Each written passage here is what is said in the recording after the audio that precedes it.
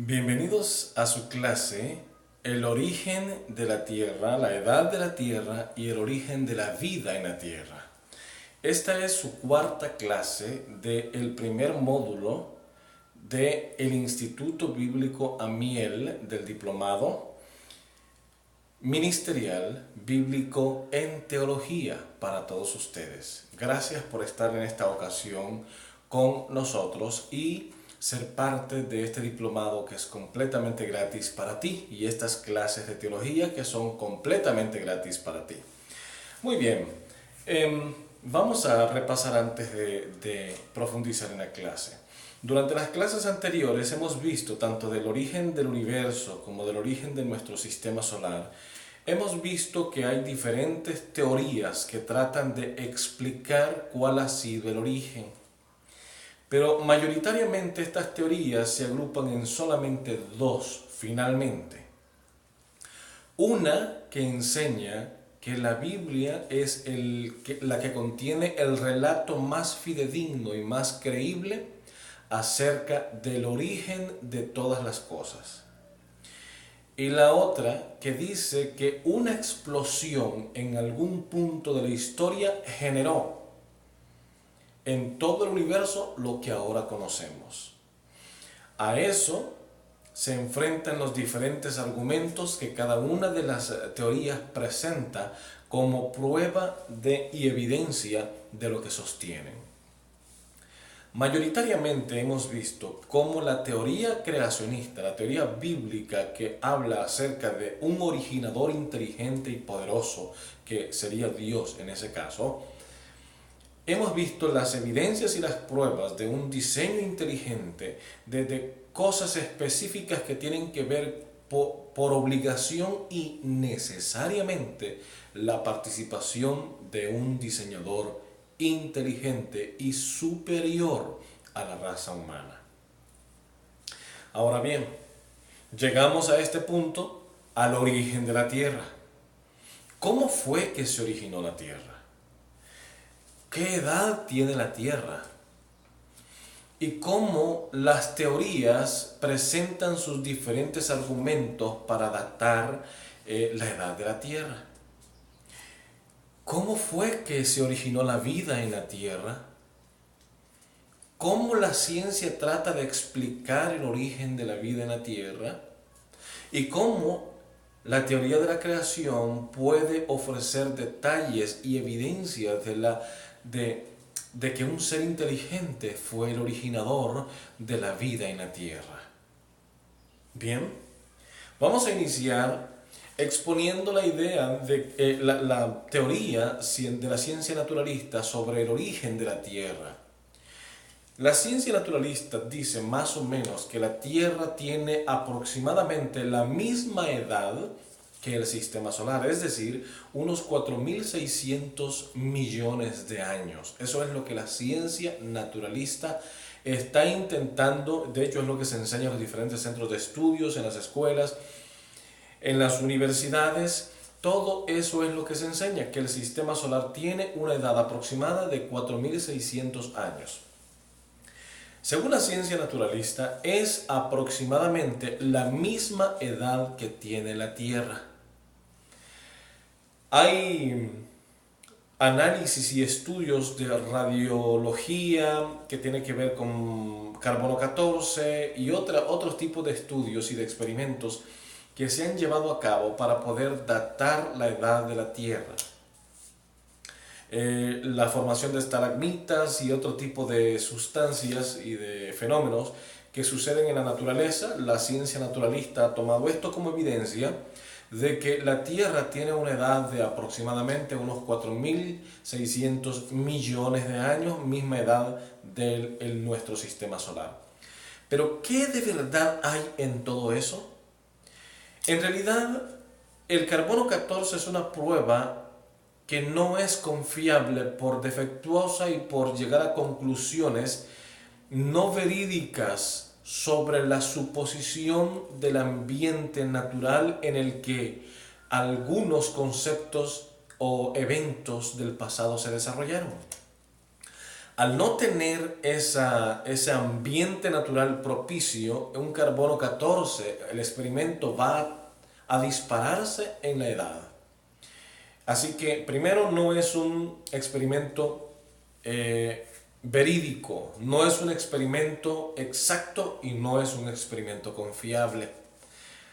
La radiología también es un experimento en el que no es confiable por ser circular.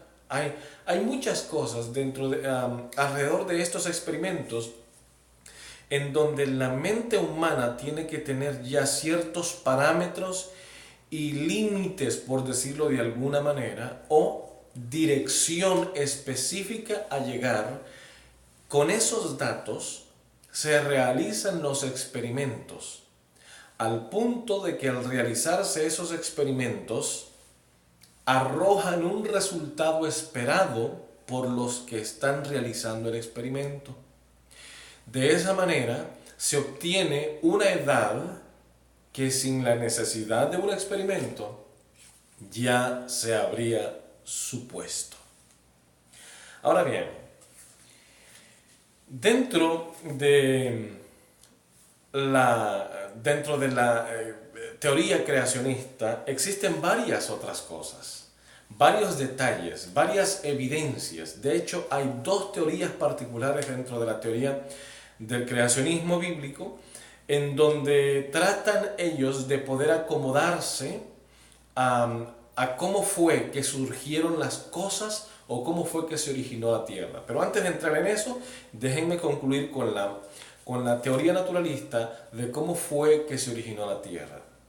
Según la teoría naturalista, la Tierra era una nube de gas y de escombros, por decirlo de esta manera, de resultado del Big Bang, que fue allá más o menos unos 13.600, 13.700 millones de años, según la ciencia naturalista, y que esa nube de gas, resultado de esa enorme explosión, fue girando, obteniendo un centro gravitacional que sería el Sol. Ese fue el sistema solar. Luego, en cuanto a la Tierra, fue también un sistema gravitacional que sería el núcleo de la Tierra en este momento, el que fue siendo como el centro gravitacional. Las partículas se fueron juntando una a otra, los objetos rocosos fueron quedando allí junto hasta formar la esferoide o la forma esferoide que tiene la Tierra en este momento. Eso es lo que dice la ciencia naturalista, y que ese proceso fue tan largo que duró o que ha durado aproximadamente unos 4.600 millones de años. Eso es lo que la ciencia enseña en los distintos centros de enseñanza, desde las escuelas primarias, escuelas secundarias y centros universitarios. Eso es lo que la ciencia enseña. Ahora bien, la creación, como ya vimos anteriormente, supone que necesariamente tuvo que existir la participación de un ser inteligente, poderoso, lleno de conocimiento y sabiduría, que dio origen, forma y orden, además de diseño, a todas las cosas que han sido o que existen al día de hoy. Como vimos también en algunas clases anteriores, que en realidad existe orden, diseño, leyes físicas, leyes químicas, leyes biológicas que gobiernan las cosas animadas e inanimadas, o sea, vivas o no vivas. Entonces, el hecho de que hayan leyes específicas gobernando todas las cosas que existen, se necesita un legislador, alguien que haya colocado esa ley allí para dominar y para gobernar las cosas que existen. Y definitivamente ese tuvo que haber sido Dios. Todas estas evidencias que existen son básicamente evidencias empíricas, pero que también no dejan de ser científicas por el simple hecho de que están sujetas a ser demostradas por la ciencia y aunque no estén sujetas, son evidencias que en algún momento la ciencia comprobará como ha sucedido anteriormente. Eventos y evidencias que se daban por no hechas, la ciencia poco a poco ha ido demostrando que la Biblia tiene razón. Una de las cosas o de las situaciones que más contrariedad ha causado en la comunidad científica es que durante hace algunos años la ciencia no aceptaba el hecho de que en el universo exista vida en algún otro planeta en la vasta y enorme galaxia de la Vía Láctea o en algún otro de los miles y millones de galaxias que hay en el sistema solar. Sin embargo, al día de hoy, la comunidad científica ha casi aceptado en su mayoría que es casi muy posible de que en el universo, en algún otro lugar, hayan planetas que haya vida y están en la búsqueda de esas evidencias que comprueben esa teoría. Claro está, es muy difícil para ellos aceptar eso, porque el momento en que acepten que eso es así, habrán aceptado que la Biblia estaba en lo correcto. Y ese es un mal negocio para ellos. Ahora bien, la Biblia también tiene que ver acerca del origen de la tierra. La Biblia comienza diciendo de que hay un creador y que fue el originador de todo lo que existe en la tierra y en el cielo. Es la primera expresión teológica que encontramos en el libro de Génesis, básicamente en las primeras líneas. En esas primeras líneas encontramos esa evidencia, en donde el autor, que sería Moisés, nos dice que el autor, el creador, el originador de todas las cosas que hay en el cielo y en la tierra fue definitivamente Dios. Ahora bien, existen dos teorías dentro de la comunidad creacionista, en donde por un lado está el grupo a lo que yo siempre he llamado evolucreacionismo. Déjenme explicarles por qué. Existe dentro de la comunidad cristiana, o más bien dicho, creacionista, un grupo de creyentes, de científicos, de teólogos, de varia élite profesional, que considera que la tierra fue creada en periodos simbólicos, que la semana de la creación que Génesis explica muy vehementemente, realmente no fue una semana literal, sino que fueron periodos enormes de miles de años e inclusive no se descarta la posibilidad, según esta teoría, de que hayan sido millones de años. En otras palabras, el primer día de la creación no fue un día normal de 24 horas, según esta teoría de la creación evolucionista, en donde sería entonces un periodo de miles o millones de años. En este caso, los 7 días de la semana de la creación que encontramos en Génesis no serían realmente 7 días o 7 periodos de 24 horas literalmente, sino 7 periodos de miles o millones de años en las que se llevó a realizar todo el proceso de la creación. En otras palabras, según esta teoría, entonces Dios no sería un creador o un diseñador, sino una especie de sembrador, en donde vino, colocó la semilla de la vida y la vida comenzó a generarse, a evolucionar, a pasar de un nivel a otro hasta llegar al desarrollo pleno que conocemos ahora. Esa es la teoría, la propuesta de la teoría creacionista evolucionista. Esa es una teoría que intenta reconciliar la ciencia naturalista con el relato de la creación de la Biblia.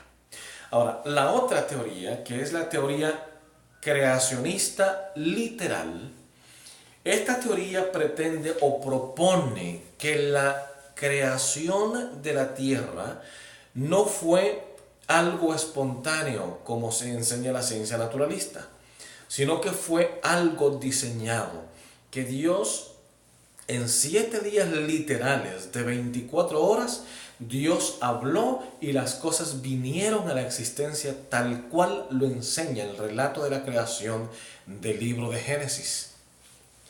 Es decir, Génesis, en otras palabras, sería el relato de una creación literal y no evolucionista ni simbólica como propone la otra teoría de la creación evolutiva, sino una creación literal de 24 horas, de periodos de 24 horas. Ahora bien, ¿cómo nosotros podemos entender esto?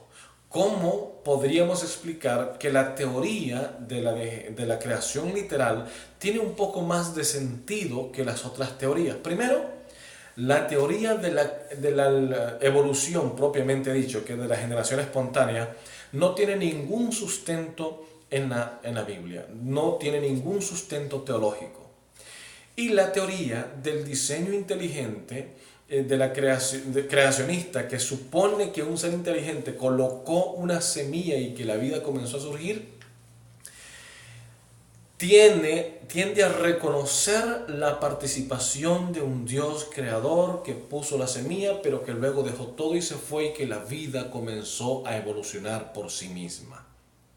Y que en ese caso tiene reconciliación con la teoría naturalista, que explica una duración de aproximadamente unos 4.600 millones de años, y que la vida, un desarrollo de aproximadamente unos 3.000 a 3.600 millones de años.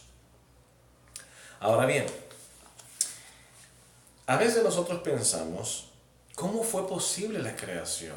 Siendo que el relato de la creación de Génesis nos dice que la creación fue un evento en el que Dios se tardó 7 días literalmente de periodos de 24 horas. Es decir, de hecho hay una clase más adelante que vamos a ahondar más solamente en la semana de la creación, en donde más o menos veremos conceptos como este, como por ejemplo, el escritor de Génesis dice, y fue la tarde y la mañana, como para decir lo que diríamos ahora en este tiempo, y fue la noche y el día, un día.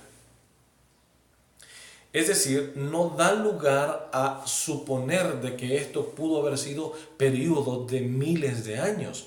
Fue la noche y el día, un día. Da una repetición, un redondeo completo a la frase. Dice noche y tarde y mañana, o sea, noche y día, un día. Repite el concepto. Lo repite 2 veces, de la manera más sencilla, tarde y mañana, y luego dice el primer día. No da espacio para suponer de que este periodo tuvo que ser de millones de años, sino un periodo específico de 24 horas precisamente. Ahora bien, luego tenemos la primera expresión de Génesis 1:1, donde Moisés claramente dice, en el principio creó Dios los cielos y la tierra. Ahora, aquí noten esto. La palabra para Dios en Génesis 1:1, como ya dije antes, fue Elohim. Y la palabra Elohim significa el Dios todopoderoso. En otras palabras, el escritor de Génesis quiere dejar claro que Dios bien pudo haber creado todas las cosas, cielos y tierra, en periodos de 24 horas. ¿Por qué? Porque Él es todopoderoso. Ahora, si nosotros pensáramos que la tierra fue creada en periodos de miles y millones de años, no se necesita ser todopoderoso para que eso suceda. Un ángel bien podía haber puesto la semilla de la vida en la tierra sin necesidad de la participación de un ser todopoderoso. Si ese fuera el caso, habría lugar para pensar que pudo haber sido en millones de años. Sin embargo, la Biblia no da espacio para eso. Dice que Dios personalmente diseñó al hombre.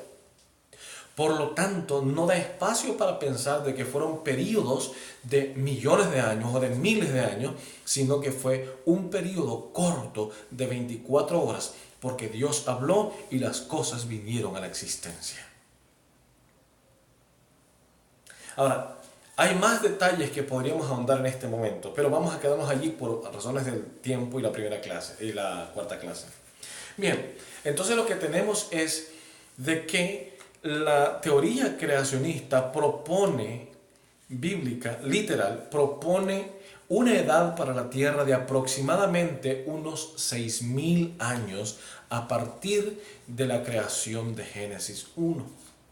Es decir, no hay espacio, según Génesis, para una interpretación de miles y millones de años, sino es una participación de Dios en un periodo corto de 24 horas consecutivos, en el que en la primera semana de la creación Dios creó los cielos y la tierra. A este punto yo sé que hay muchas preguntas de parte de ustedes, pero ¿cómo entonces dice Génesis 1:2 que la tierra estaba desordenada y vacía y que después vino el orden?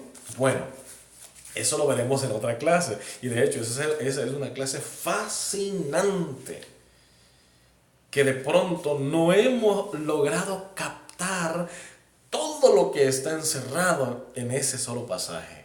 Pero vamos a llegar a eso y no quiero adelantarme porque no quiero que ustedes se emocionen de más con el concepto. Por ahora, vamos a quedarnos acá. Entonces, la ciencia naturalista y alguna teoría creacionista o del diseño inteligente nos hablan acerca de que fueron unos 4.600 millones de años.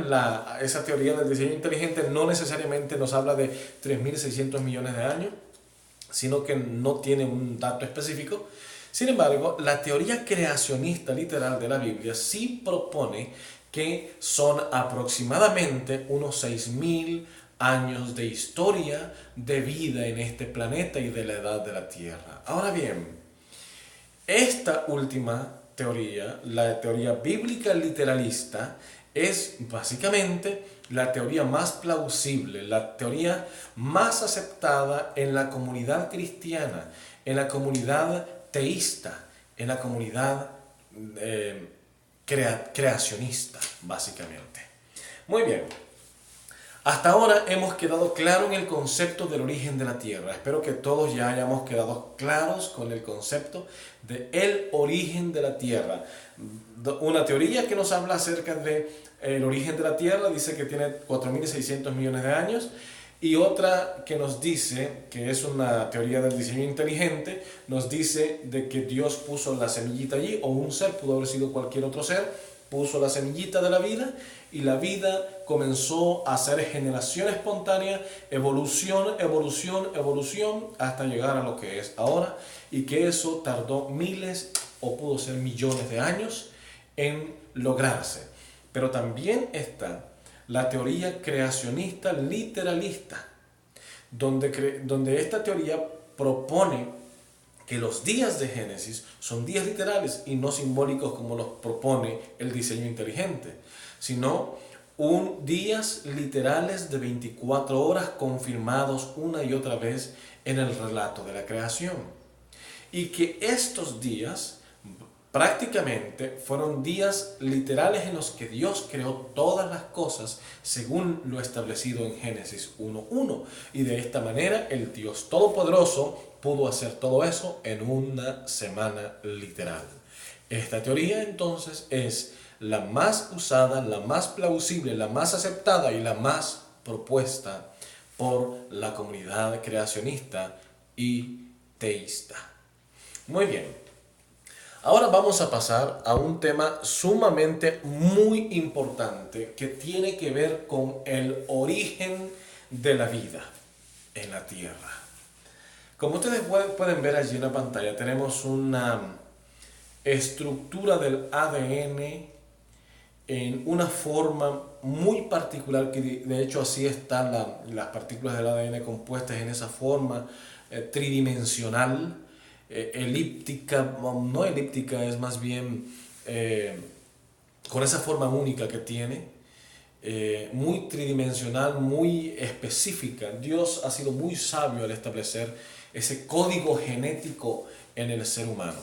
Ahora bien, ¿qué podemos hablar acerca del origen de la vida en la Tierra? Bien, déjenme decirles que existen por lo menos 7 teorías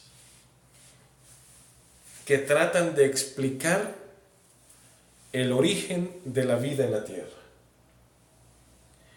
No quisiera yo aburrirlos con tanta teoría, así que vamos nada más a explicar las teorías que son un poco más discutidas y que generan un poco más de controversia en la comunidad cristiana, científica y ateísta y teísta por otro lado. De manera que vamos a iniciar con esa sección.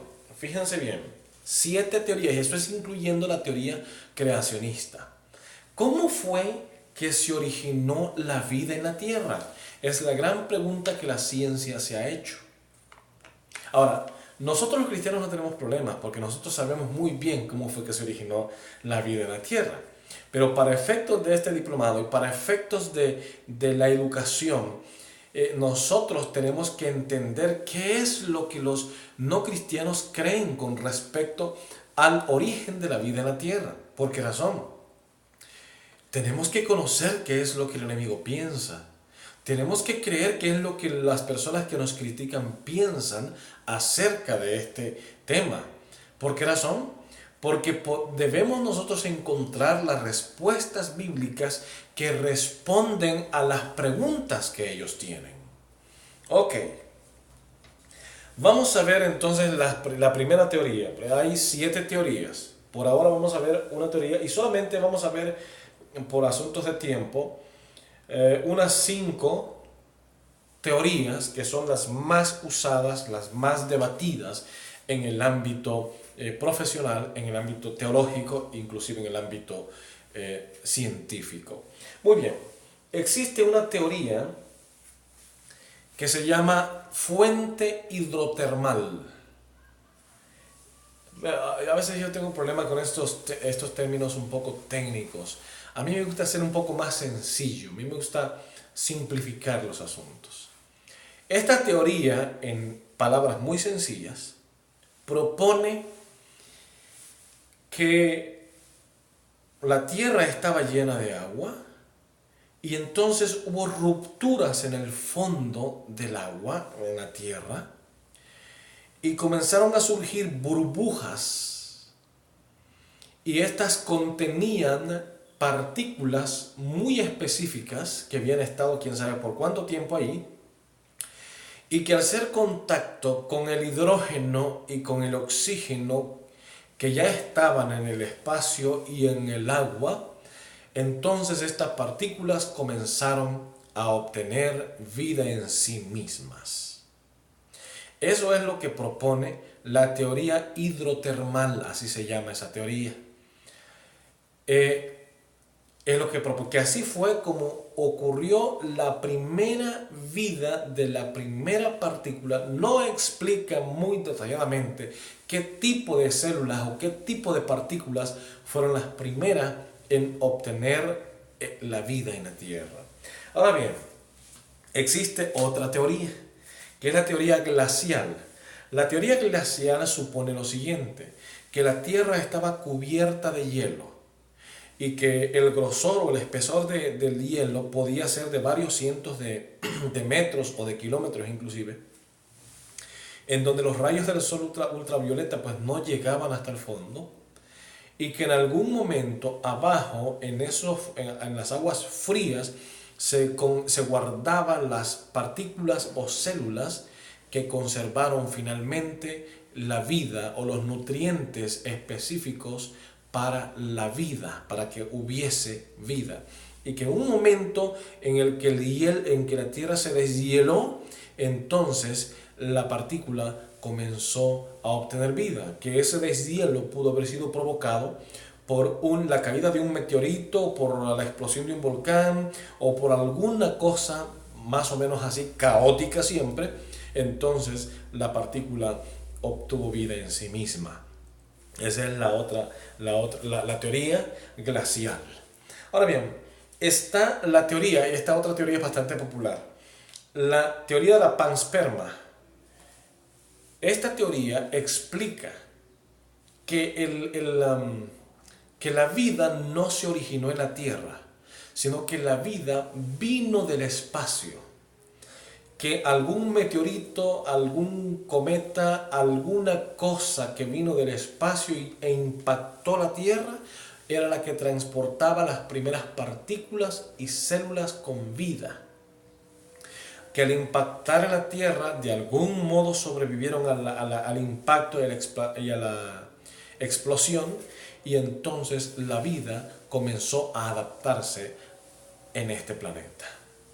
Y entonces existe la teoría de la creación. Pero la teoría de la creación entonces prácticamente propone lo que ya nosotros conocemos, que Dios creó la vida del ser humano, las primeras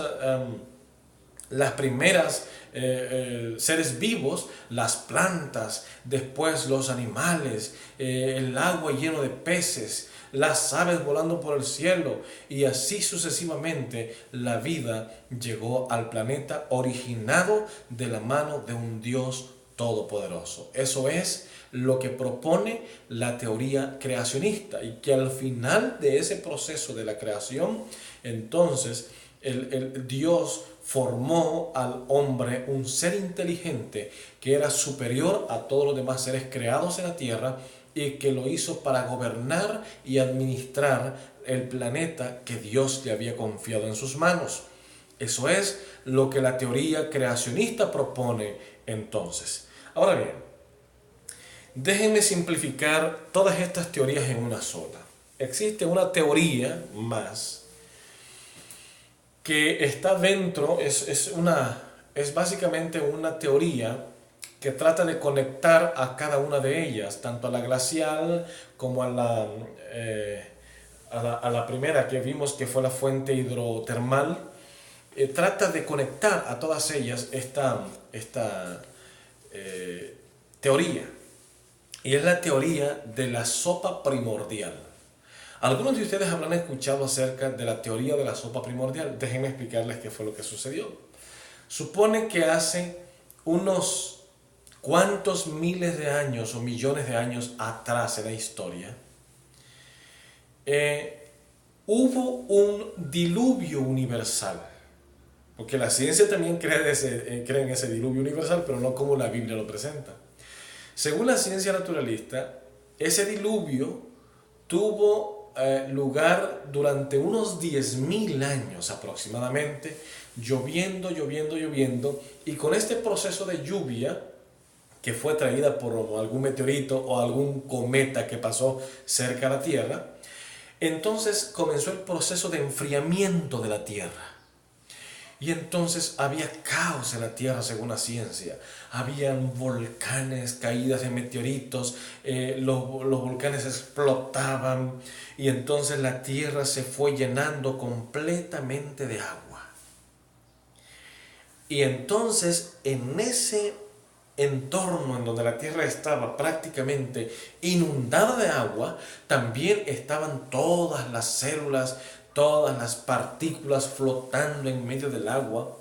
Y entonces ellos dicen, las células de ácido ribonucleico, que son las ARB, como comúnmente se conocen, estas fueron las primeras en obtener vida en sí mismo.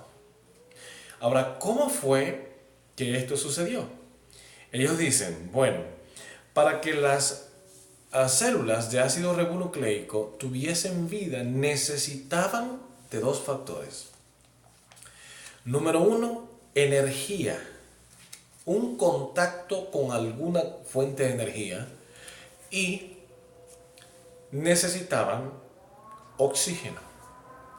Ya el oxígeno, aunque era escaso, ya existía en la Tierra, pero no para condiciones del desarrollo de la vida. Es un detalle que ellos no explican. Sin embargo, tenían que buscar la forma de tener ese contacto con alguna fuente de energía. Y lo que la ciencia naturalista intenta explicar es que ese contacto podía haberse dado por medio de la explosión de un volcán, de la caída de un rayo o de la caída de un meteorito. Ahora, vino una de esas cosas, sucedió, y entró la célula de ácido ribonucleico en contacto con esa fuente de energía, y entonces la partícula comenzó a obtener vida en sí mismo, a reproducirse y a evolucionar. Ahora bien, déjenme decirles cuál es el problema enorme que se tiene con esta teoría, que es la más aceptada en el mundo científico. El problema que ocurre con todo esto es lo siguiente. ¿Cómo podemos pensar que la explosión de un volcán, la caída de un rayo o la caída de un meteorito podía transportar energía en la cantidad necesaria, a la velocidad correcta, en la densidad apropiada, y tener un simple contacto correcto, específico y oportuno con la micro y pequeñísima célula de ácido ribonucleico para que ésta comenzara a tener vida en sí misma? Se necesitaría una enorme casualidad dentro de miles y miles y miles de millones de millones de millones de posibilidades para que eso sucediera. La célula, una vez viva, tenía que enfrentarse a desafíos enormes como poder sobrevivir en un ambiente hostil en donde el oxígeno era casi escaso y casi inexistente en un planeta en proceso de enfriamiento. Por lo tanto, ¿cómo la ciencia puede creer semejante cosa? Ahora bien, la teoría creacionista propone que el hecho que Dios haya creado la primer vida en la tierra. Esto se necesita. Esta es una teoría mucho más creíble, mucho más aceptada, mucho más plausible que creer que un rayo pudo conectar directamente a una pequeña partícula de ácido ribonucleico. Se necesita más fe para creer lo que la ciencia dice que creer en un relato bíblico de un libro antiguo paralelo al Enuma Elish, que nos dice que Dios, el Creador, fue el originador de la vida en la tierra. Se necesita más fe para creer lo que la ciencia dice que para creer lo que la Biblia dice. Nosotros, es claro que al ver el diseño, imagínense ustedes, al ver el cuerpo humano, por ejemplo, el cuerpo humano, cómo las células pudieron agruparse por tipo. Por ejemplo, el tejido del ojo es diferente al tejido de la palma de la mano. Cómo las células sabían cómo agruparse para poder juntarse y dar una misma función a esa parte específica del cuerpo. Cómo la célula podría haber dicho, yo me voy a ir con las otras células que están en el ojo. Eso parece inteligencia, eso parece diseño. Va más allá de una simple casualidad, va más allá de una simple situación como resultado caótico. Eso es diseño, eso es inteligencia, eso es arquitectura genética. Y eso es lo que Dios realizó. Colocó las partículas y las células del cuerpo humano según su tipo para formar cada tejido del cuerpo, cada órgano del cuerpo, para que estos a su vez pudieran tener una función específica en el cuerpo humano. y de esa manera el hombre llegase a ser un ser distintivo entre todos los demás. Sin embargo, eso requiere sabiduría e inteligencia, y eso es lo que el Señor hizo. Dios colocó allí al hombre completito, distribuido por grupos de células, distribuido por tipo de órgano, distribuido por tipo de función. Así es como Dios organizó, diseñó, construyó, formó la vida en la tierra. La Biblia nos presenta un relato bastante lindo de la creación. Y dijo Dios, haya luz, y hubo luz. Y dijo Dios, haya expansión entre las aguas. Y Dios colocó las aguas que estaban arriba de la expansión arriba, y colocó las aguas que estaban debajo de la expansión en un solo lugar, y apareció la tierra seca, y a la tierra y a la parte seca llamó tierra, y a la acumulación de aguas llamó mar. Y después dijo el Señor, haya hierba en toda la tierra, y hubo hierba y árboles y todo lo que conocemos ahora. Y dijo Dios, llénese el mar de peces. Y entonces aparecieron los animales, y hay diseño. Fíjense que cuando vamos a poner en ejemplo, todo lo que Dios creó en la creación fue adulto. Por ejemplo, la Biblia no dice que Dios andaba sembrando semilla, no, Dios plantó árboles. Árboles con frutos, es una creación adulta. Dios no creó un niño recién nacido, Dios creó un hombre. Si en ese momento la ciencia hubiera tomado a Adán y lo hubiese examinado para adaptar su edad, posiblemente llegaría a la conclusión que Adán tendría unos 20 y resto de años tal vez. Sin embargo, había sido recién hecho por el Señor, tenía un día de vida. Eso es lo que la ciencia no logra entender. Para Dios no hay límites, para Dios puede traspasar las leyes que Él formó, que Él estableció. ¿Por qué razón? Porque Él es Dios.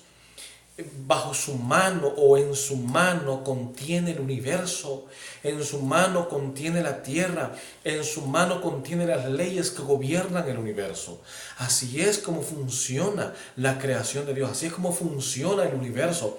El universo, el sistema solar, la tierra, la vida en la tierra funcionan por la voluntad, por el orden, por el diseño y por las leyes que Dios estableció. Allí están.